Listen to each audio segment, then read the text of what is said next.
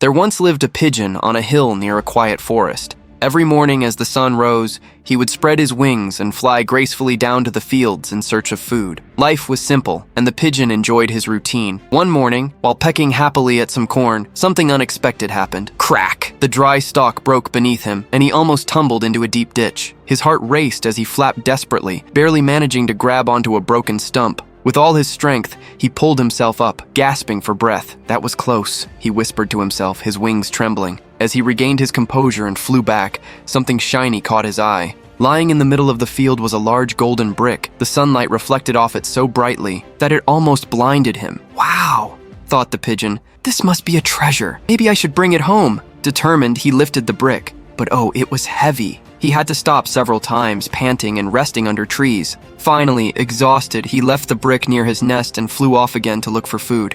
When he returned, he was startled to see another pigeon sitting calmly beside the golden brick. "Who are you?" the pigeon asked in shock.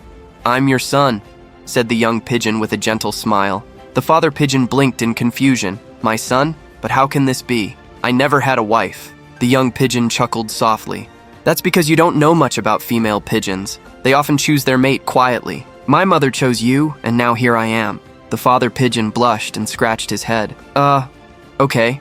So, what brings you here?" "I want to help you carry this treasure," the son replied. Together, father and son lifted the golden brick and carried it toward the nest. It was heavy, but working side by side made the journey easier. Soon, the young pigeon said, "We could use this brick to build something greater, a real home." The father's eyes lit up. "That's a wonderful idea." Day after day, they worked tirelessly, bringing more bricks, branches, and twigs. The forest echoed with the sound of their wings and the clink of gold. Slowly, a strong and beautiful golden house took shape on the hilltop. When the house was finally complete, the young pigeon looked around. The golden walls shone brilliantly, but the inside was empty. "It feels hollow," he said sadly. "Don't worry," the father reassured him. "We will fill it with everything we need." And indeed, they decorated the house with beautiful furniture. A giant golden sofa gleamed in the living room, and a massive golden TV was placed in the corner. The house was so shiny that both pigeons wore little sunglasses whenever they sat down to watch TV. Soon, it was time to celebrate. The pigeons decided to throw a grand housewarming party. Invitations were sent far and wide. On the special day, birds of every kind arrived. Robins, nightingales, woodpeckers, jays, owls, falcons, and even a family of elegant peacocks. Everyone gasped in amazement when they entered the golden house. "What a magnificent home you have built," said the blue jay, flapping his colorful wings. The pigeons humbly thanked their guests, though inside they felt proud of their hard work. The party soon came alive. Delicious fruits, nuts, and seeds were served. The birds chatted, laughed, and sang. Even the serious old owl couldn't resist smiling.